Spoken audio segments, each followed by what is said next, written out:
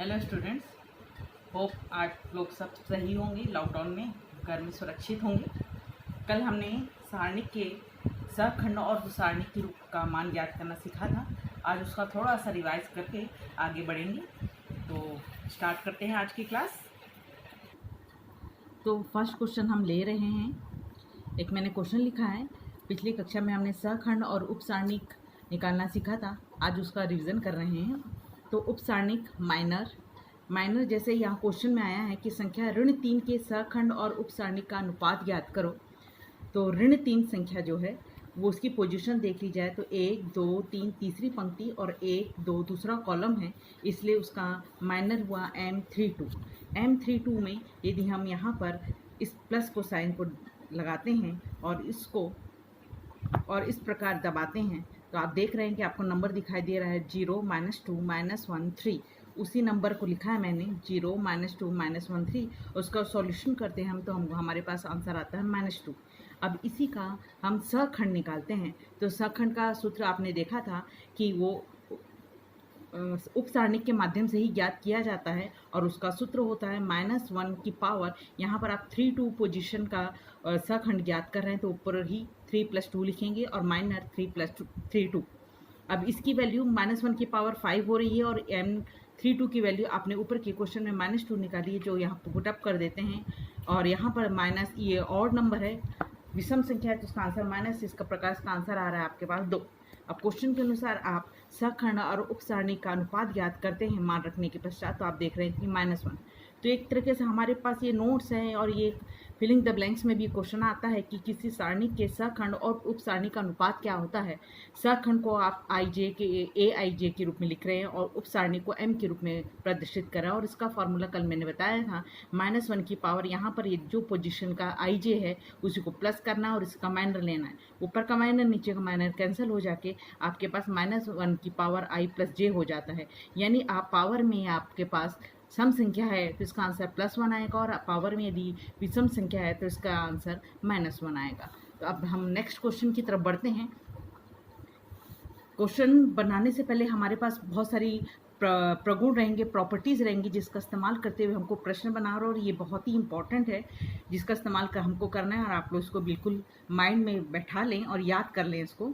तो पहला मैं बताने जा रही हूँ, ये बुक में भी आपको प्रबोध बोलो या नवबोध बोलो, उसमें भी अवेलेबल है। 1 पॉइंट इसमें फर्स्ट करने जा रहे हैं। पहला पॉइंट बोलता है कि पंक्ति या स्तंभ के सभी अवयव 0 हो तो सारणिक का मान 0 होगा।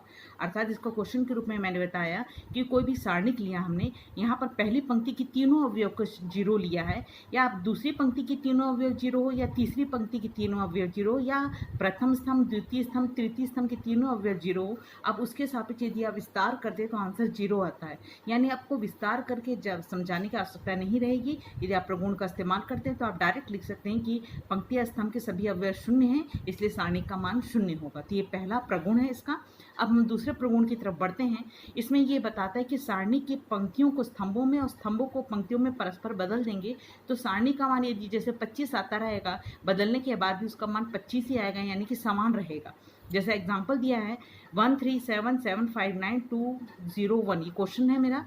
यदि इसमें पहली पंक्ति है 137, इस पहली पंक्ति को पहले स्तंभ में बदल दिया 137, दूसरी पंक्ति 759 को दूसरे स्तंभ में बदल दिया 759, और तीसरी पंक्ति 201 को तीसरे स्तंभ में बदल दिया 201। आप इन दोनों को सॉल्यूशन आप प्रसार करके देख लीजिए, किसी भी माध्यम से दोनों का आंसर सेम आएगा।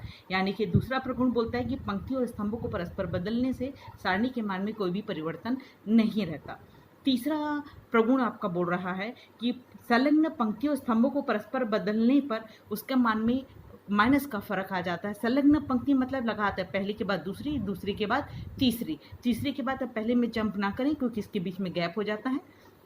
तो आप यहाँ पर देख रहे हैं, इसको मैं 2 तरीके से बताने की कोशिश कर रही हूँ। ये मेरा प्रश्न है, कोई भी नंबर आपको सारणी के रूप में लिखा है, यानी आप C1 और C2, मैं स्तंभ में पहले बता रही हूँ, ये C1 है और ये C2 है। इन दोनों को मैं आपस में इंटरचेंज कर रही हूँ। C2 को C1 की जगह में, C1 को C2 की जगह में लिख दूंगी। तो यहाँ पर देख रहे हैं 3, 17, 20, ये C2 में लिखा है, इसको मैंने C1 की पोजीशन में लिख दिया है।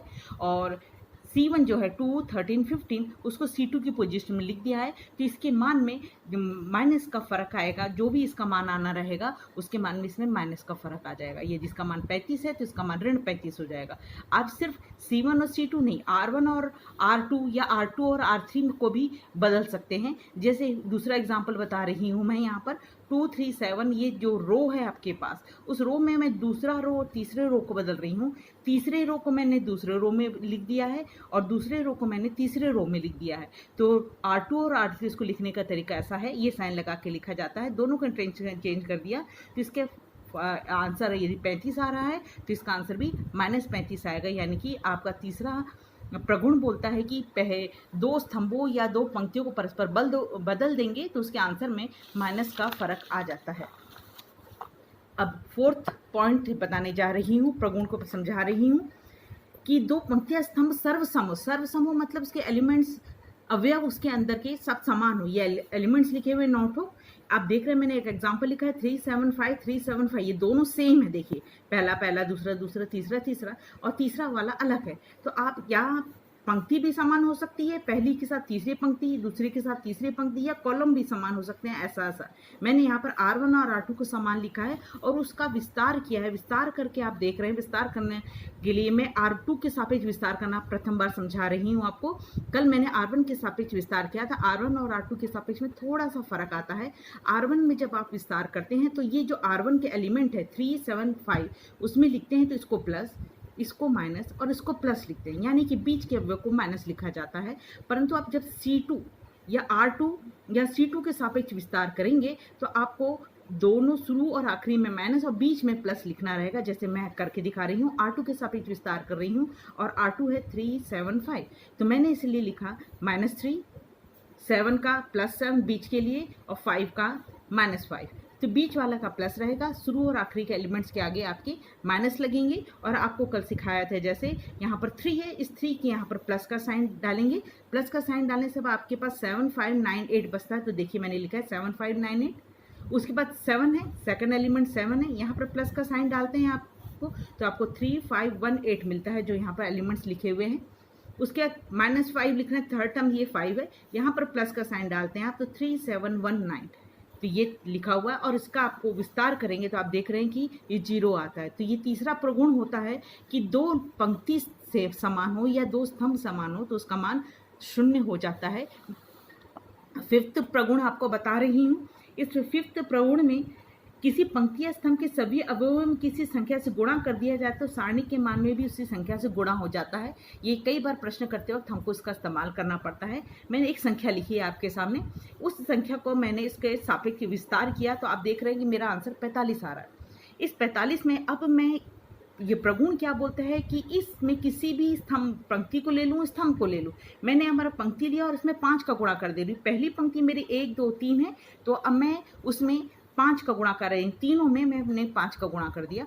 5 का गुणा करने के बाद इसको जब मैं खोलती हूँ तो मेरा जो ऊपर 45 मान आ रहा था उसमें भी 45 के साथ 5 का गुणा करने से जो आंसर आएगा वो आंसर आ जाता है। इसका मतलब ये है कि यदि मैं किसी भी सारणी के पहली पंक्ति या दूसरी पंक्ति या तीसरी पंक्ति या पहला स्तंभ, दूसरा स्तंभ, तीसरे स्तंभ में किसी एक ही संख्या से गुणा करूं तो जो आंसर आना रहता है उस आंसर में भी उसी संख्या का गुणा हो जाता है। तो इस प्रकार ये यदि डेल है हमारा प्रश्न पहला, उसमें मैं के का गुणा कर रही हूँ। जैसे यहाँ के की जगह मैंने 5 का गुणा किया तो 5 जो आंसर है, नया आंसर, उसमें 5 का गुणा करके मिल जाएगा। तो ये 5वां प्रगुण है आपका।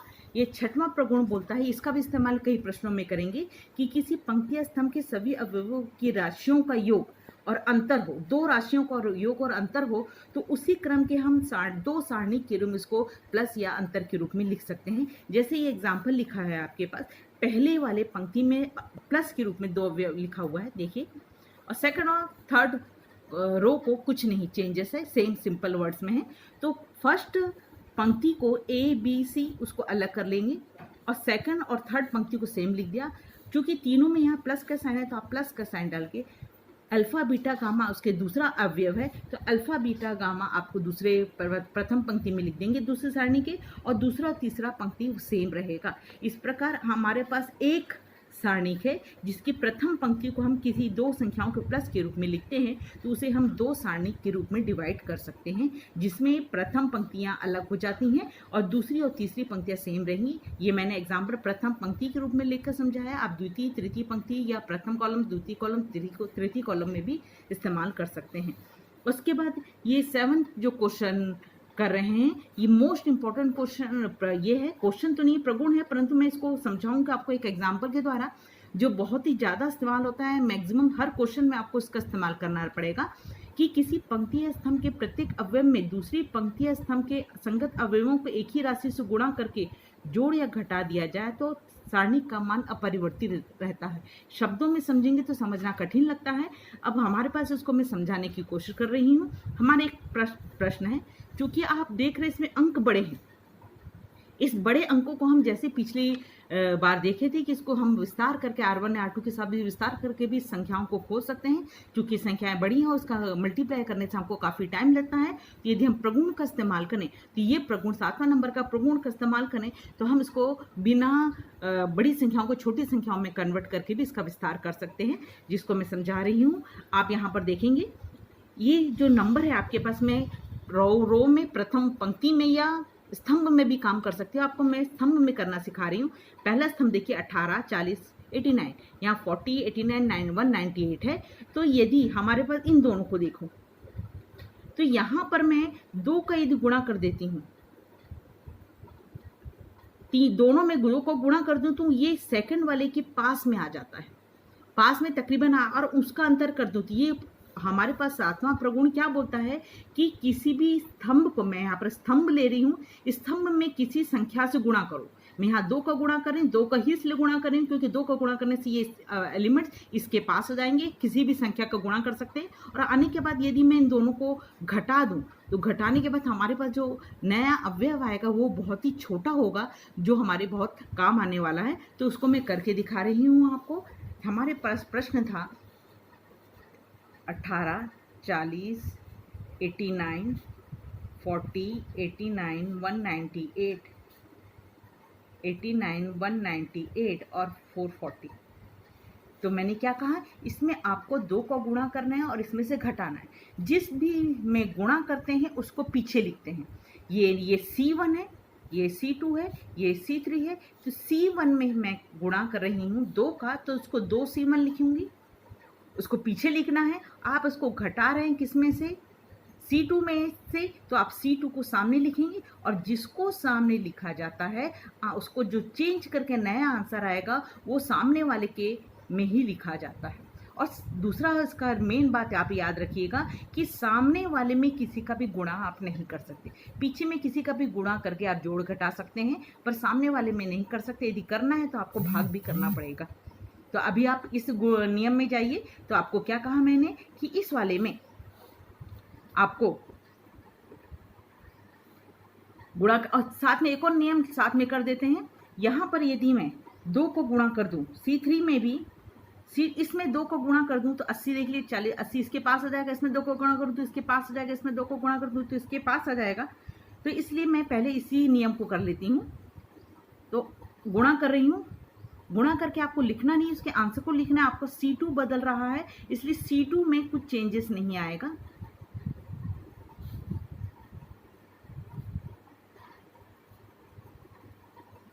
C1 और C3 को लिख लिया। C2 को कैसे लिखना है, आपको इस नियम का पालन करना है। C2 को कैसे लिखना है, C2 को आप पहले C2 वाले एलिमेंट्स को लिख लीजिए, 40, 89, 198।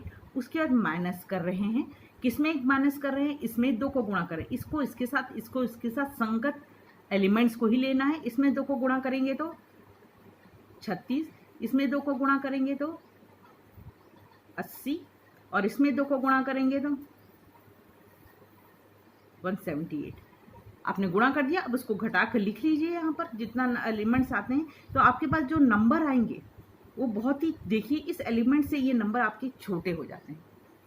तो ये ऐसे ही करके हम इस नंबर को भी छोटा बना सकते हैं, और छोटा बनाने के बाद हम इसका विस्तार करेंगे तो आपको खोलने में आसानी होगी। तो ये प्रगुण क्या बोलता है कि आप किसी भी पंक्ति में किसी का नंबर का गुणा करके किसी दूसरी पंक्ति या अवयव स्तंभ से घटा या जोड़ सकते हैं, और जिससे घटाएंगे बदले हुए आंसर को भी उसी पंक्ति या स्तंभ में लिखना पड़ेगा। तो ये 7वां प्रगुण है जिसका इस्तेमाल कई बार हमको करना पड़ेगा। अब नेक्स्ट 8वां, इसके टोटल 9 नियम है, मैं 8वां बताने जा रही हूँ। 8वां वाले में ये बहुत कम इस्तेमाल होता है क्योंकि ये काफ़ी लंबा प्रोसीजर माना जाता है, फिर भी 1-2 क्वेश्चन ऐसे हैं जिसका इस्तेमाल करके ये हम उस क्वेश्चन को छोटा बना सकते हैं।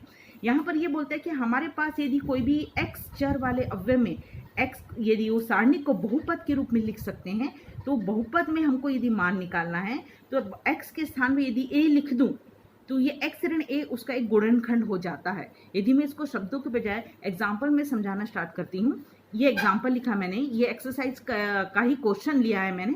आप एक बीच में जब बुक पलट के देखेंगे तो आपको क्वेश्चन के रूप में मिलेगा। ये 1 1 1 ABC A² B² C² लिखा है। इसका आपके पास आंसर ये सिद्ध करने दिया है, a - b b - c c - c, ये बहुपद है आपके पास। आपको फर्स्ट में इस प्रगुण के अनुसार क्या बोल रहा है, a - b मेरे को बताना है किसका एक आंसर है, फिर बताना रहेगा b - c आंसर है, फिर बताना रहेगा c - a आंसर है। तो a - b को आंसर को बताना है, तो a - b को बताने के लिए हमको यहाँ पर बराबर 0 यानी कि a बराबर b लेना है। आप इस प्रश्न में a की जगह b रख लीजिए, 1 1 1, a की जगह b b c, a की जगह b रखना है तो ये b² और ये c² हो गया। अब आप इसका विस्तार करेंगे, विस्तार करके देख लीजिए इसका आंसर आने वाला है 0। जैसे इसका आंसर 0 आएगा तो ये समझ बोलेंगे कि आप a - b उसका एक गुणनखंड है। इसी प्रकार अब पहला स्टेप्स करना पड़ेगा, फिर आपको दूसरा स्टेप्स करना पड़ेगा। b बराबर c रखिए, b की जगह c रख दीजिए इस प्रश्न में, और उसको खोल के देखेंगे तो उसका सारणी का मान भी 0 आएगा। तो ये पता चल जाएगा कि b - c इसका एक गुणनखंड है। फिर तीसरी बात, आपको इसी प्रश्न में c बराबर a रखना पड़ेगा। c बराबर a रखेंगे तो आपके सारणिक का मान 0 आने वाला है, तो आपका सिद्ध हो जाएगा कि c - a इसका एक गुणनखंड है। तो ये 3 गुणनखंड है, आपको 3 बार आपको ये प्रोसीजर करना पड़ेगा। इस प्रकार हम ये प्रगुण बोलता है कि हम एक एलिमेंट की जगह दूसरे एलिमेंट को रखकर यदि उसका मान 0 आ रहा है तो उस एलिमेंट को उस तरफ लेकर आकर माइनस के साथ उसका एक गुणनखंड बन जाता है। अब 9th प्रगुण को देखते हैं हम।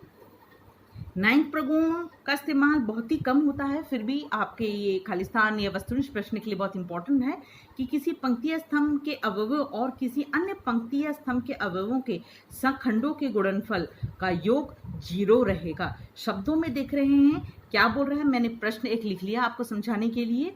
इस प्रश्न में बोल रहा है कि कोई भी एक पंक्ति ले लीजिए, उसके सखंड निकालिए। मैंने पंक्ति लिए 1 2 3, R1 ली है, उसके अवयव भी 1 2 3, उसके सखंड निकाल रही हूँ। तो आप जानते हैं सखंड निकालने के लिए आपके पास 1 है तो आपको इसको छुपाना है, तो 5 6 8 9 मिला, ये देखिए। अब बीच वाले के ऋण का चिन्ह होता है, बीच वाले को आप छुपाओगे तो आपके पास क्या मिलने वाला है, 4 6 7 8, और बीच के लिए उल्टा होता है, इसलिए 6 9 को आप पहले लिखेंगे, 4 7 को पीछे लिखेंगे। और तीसरे वाले +3 में आप प्लस का साइन डाल के छुपाते हैं, तो 4 5 7 8, 4 5 7 8 लिखा। तो इस पहली पंक्ति के 3 सहखंड निकाले हमने। अब दूसरी पंक्ति ले लीजिए आप, उसके अवयव है 4 5 6।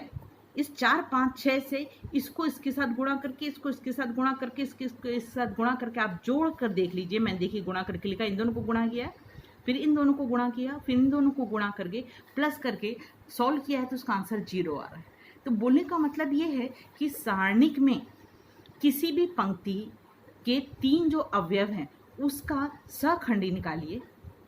3 सहखंड जो मिलेंगे आप दूसरी पंक्ति के अवयवों के साथ गुणा कर लीजिए, पहले का पहले के साथ, दूसरे का दूसरे का, तीसरे का तीसरे के साथ।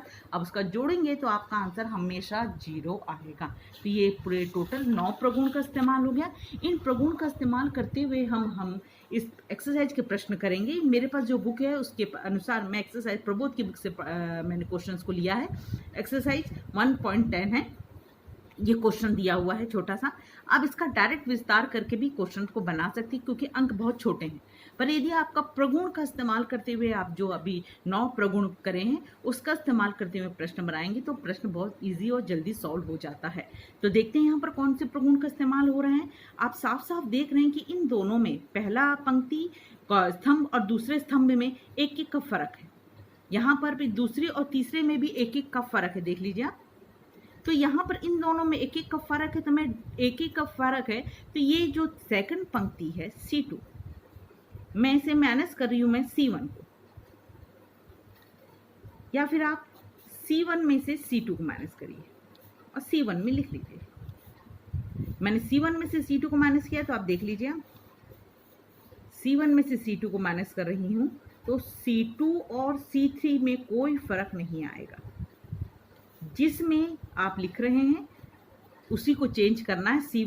C1 का रूल क्या बोलता है कि C1 में से C2 को माइनस कर लीजिए। तो C1 आपका ये है, 1 में से 2 को माइनस करिए, 4 में से 5 को माइनस करिए और 7 में से 8 को माइनस करिए। तो आपका आंसर आता है -1 -1 -1। तो आपका एक छोटा सा ये नंबर कन्वर्ट हो गया। अभी आपका और भी हो सकता है, देख आप फिर से देख लेंगे इन दोनों में फिर से 1 का फर्क है, यानी C2 और C3 में भी 1 का फर्क है। तो मैं C2 में से C3 को माइनस कर देती हूँ, C2 में से C3 को माइनस कर देती हूँ। और रूल क्या बोलता है कि आप जो पहले लिखते हैं उसी में आंसर को लिखना है। तो अब आपका C2 बदलेगा, C2 चेंज होगा, C3 सेम रहेगा, C1 भी सेम रहेगा। यहाँ पर C1 क्या है आपके पास -1 -1 -1, तो आप -1 -1 -1 लिख लिए। आपका C3 कितना है 3 6 9 लिख लिया। अब C2 में परिवर्तन किस नियम के अनुसार आएगा, C2 में से C3 को माइनस करना है, C2 में से C3 को माइनस करना है। 2 में से 3 को माइनस करिए, 5 में से 6 को माइनस करिए, 8 में से 9 को माइनस करिए। ये -1 और ये -1 आता है।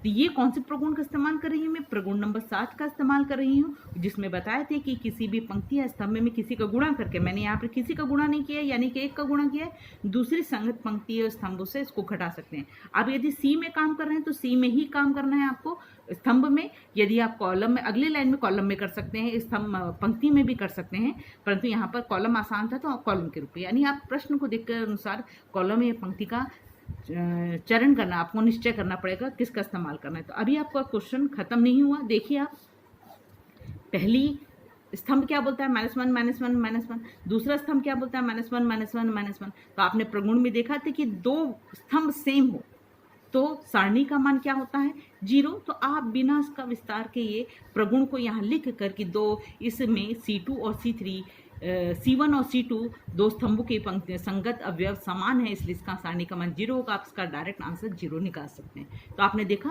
कि इस क्वेश्चन में आपके 2 प्रगुण का इस्तेमाल हो रहा है, 2 प्रगुण का इस्तेमाल करके आप इसका आंसर लेकर आ रहे हैं। सेम आप यहाँ पर नेक्स्ट नंबर को देख लेते हैं।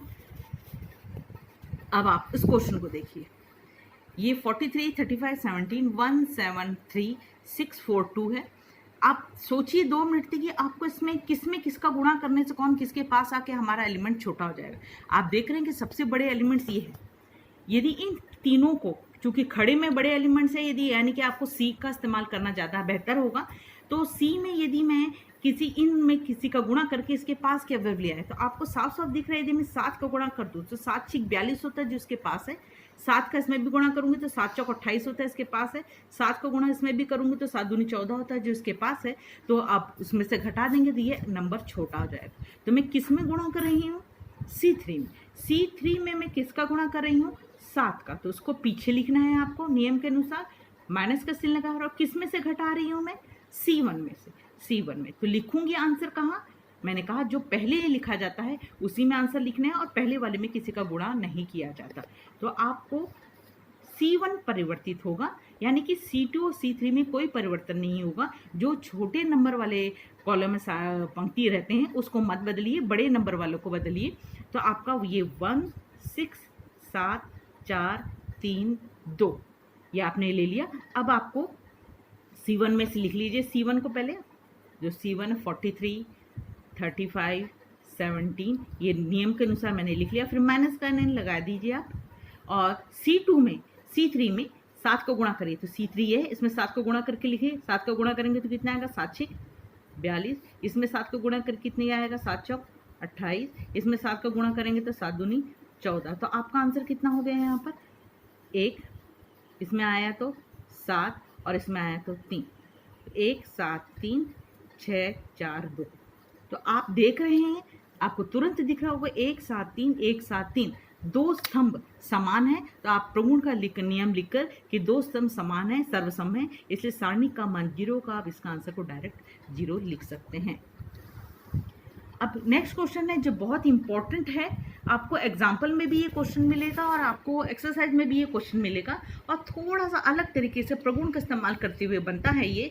यहाँ पर जनरली देखिए विकर्ण में 0 है, -55 -56 है, यहाँ पर ऋण के साथ है, वो खड़े में देखिए तो 55 और 56 ये प्लस में है। तो इसका मान बोल रहा है बिना विस्तार किए, यानी आप विस्तार नहीं कर सकते, आपको बिना विस्तार करके प्रगुण का इस्तेमाल करते हुए क्वेश्चंस बनाना है। तो ये प्रश्न को यदि मैं डेल के रूप में प्रदर्शित कर लेती हूँ, डेल लिख लिया मैंने। डेल लिखने के बाद हमारे पास एक नियम क्या बोलता है कि मैं पहली पंक्ति को पहला स्तंभ, पंक्ति और स्तंभ को आपस में बदल दूं। तो देख लीजिए आप, पंक्ति और स्तंभ को बदल रही हूं मैं। पहली पंक्ति 0 -55 -56, 0 -55 -56, पहली पंक्ति पहला कॉलम बन गया मेरा। दूसरी पंक्ति 55 0 -57 दूसरा स्तंभ बन गया। तीसरी पंक्ति 56 57 0 ये तीसरा हो गया। अब इसमें हम माइनस का साइन यदि कॉमन निकालते हैं तो देख लीजिए, फर्स्ट से आपको मैंने नियम बताया था कि किसी संख्या में k का गुणा करेंगे तो अंदर एक में गुणा हो जाता है। तो पहली वाली में मैं यहाँ से माइनस का साइन कॉमन निकाल रही हूँ, पहली पंक्ति में से माइनस कॉमन निकालने से, दूसरी पंक्ति में से भी माइनस कॉमन निकाल रही हूँ, और तीसरी पंक्ति में से भी मैं माइनस कॉमन निकाल रही हूँ। तो इसलिए 3 बार पहली पंक्ति में से माइनस कॉमन निकाला, यानी कि आपका माइनस साइन हो जाएगा ये। दूसरी पंक्ति में माइनस कॉमन निकाला यानी साइन चेंज होगा। तीसरी पंक्ति में से माइनस कॉमन निकाला यानी इसका भी साइन चेंज होगा। तो 3 बार माइनस यानी कि माइनस ही आंसर रहेगा। और आप देख रहे हैं ऐसा करने से ये वापस जो प्रश्न था ऊपर वही बन जाता है। देख लीजिए एलिमेंट सेम हो जाते हैं, यानी कि इस प्रश्न को आप डेल लिख सकते हैं, सारणिक लिख सकते हैं, क्योंकि इसको मैंने सारणिक माना था। तो बाएं पक्ष में सारणिक था बराबर यहाँ पर ऋण सारणिक आया, तो सारणिक बराबर ऋण सारणिक, ऋण सारणिक की तरह के धन सारणिक बराबर 0, तो 2 सारणिक बराबर 0, तो सारणिक का मान आपके पास आ गया 0। तो आपको उसको विस्तार करने की जरूरत नहीं पड़ी, नियम के अनुसार ये प्रगुण का इस्तेमाल करते हुए क्वेश्चन छोटा हो गया। तो इसी प्रकार आपके पास मैं कुछ क्वेश्चंस नेक्स्ट एक्सरसाइज के भी दे रही हूँ। अब धीरे धीरे क्वेश्चंस हमारे पास जो अंकों वाले क्वेश्चन थे उसके बजाय अब हमारे पास अल्फा बीटा या ABC के टर्म्स के क्वेश्चंस आ जाएंगे। तो पहला नेक्स्ट एक्सरसाइज में फर्स्ट क्वेश्चन जो मैंने लिखा है AHG, ये क्वेश्चन को मैंने आपको होमवर्क दिया है। आप इस नंबरों को देख रहे होंगे AHG, ये ऐसे लेटर्स है जिसमें किसी का भी गुणा करके दूसरे में से घटाऊंगी या जोड़ूंगी तो कोई फर्क नहीं पड़ने वाला, इसलिए डायरेक्ट इसका विस्तार करके आप खोल दीजिए R1 के सापेक्ष R2 के सापेक्ष जैसे बताया गया है, तो आपका आंसर ये डायरेक्ट आ जाता है। दूसरा ये क्वेश्चन आपको दिया हुआ है, मैं इसको करके बता रही हूँ। आपका ये सारणी का मान दिया हुआ है, आपको उसको सिद्ध करना है कि इसका मान 0 आ रहा है। तो इसको 0 आने के लिए आप ध्यान से, मतलब क्वेश्चन करने से पहले आप सोचिए क्या मैं कौन से प्रगुण का इस्तेमाल करूं तो कि शॉर्टकट मेथड से डायरेक्ट आंसर में पहुंच सकूं। तो यहाँ पर देख रहे हैं, यदि R में मैं खड़े में बात कर रही हूँ, आप आड़े में भी बात कर सकते हैं। R में मैं खड़े में देखूं तो -B + B, -C + C और -A + C, यानी मैं तीनों को जोड़ दूं तो देखेंगे आप, यानी कि खड़े में तीनों को जोड़ रही हूँ तो C1 C2 C3 को जोड़ रही हूँ, तो C1 मैंने पहले लिखा है तो C1 में लिख दूंगी आंसर। यानी आपको C1 चेंज होगा, C2 और C3 चेंज नहीं होगा। तो मैंने C2 और C3 को सेम लिख दिया। और C1 का रूल क्या बोलता है कि तीनों को ऐड करके लिखिए, आप इन तीनों को ऐड करके लिखिए। आप देखेंगे अब ऐड करेंगे तो A - B ऐड कर रही हूँ plus B - C plus C - A। Second वाले को देखिए B - C plus C - A plus A - B। Third वाले को देखिए तो C - A plus A - B plus B - C। आप देख रहे हैं ये सब घट जा रहे हैं, तो इस सब का आंसर कितना आ जा रहा है 0 0 0। और बाकी ये जो second row third row same है, इसको कोई फर्क नहीं पड़ रहा है। तो आपको इसको देखते ही एक प्रगुण की याद आ रही होगी कि सारणी में किसी भी एक पंक्ति या स्तंभ 0 हो तो सारणी का मान 0 होता है, तो आप बिना विस्तार किए इसका आंसर को आप 0 लिख सकते हैं। तो यहाँ तक आज की क्लास संपन्न होती है। तो मैं कुछ क्वेश्चंस दे रही हूँ आपको, उस क्वेश्चंस को आपको बनाना है, बनाकर ये कोशिश करके मेरे को दिखाना रहेगा। ये क्वेश्चंस आपके पास लिखे हुए हैं, यहाँ पर आप इसका डायरेक्ट विस्तार कर लीजिए तो आपका सूत्र sin x माइनस y का सूत्र आपको आता है, वो सूत्र बन जाएगा। कक्षा 11वीं का सूत्र है। आप ये 4 क्वेश्चन होमवर्क दे रही हूँ, इस होमवर्क को बनाइए और कोई डाउट होने पर आप व्हाट्सएप के थ्रू मेरे से मैसेज पे बात कर सकते हैं। Thank you.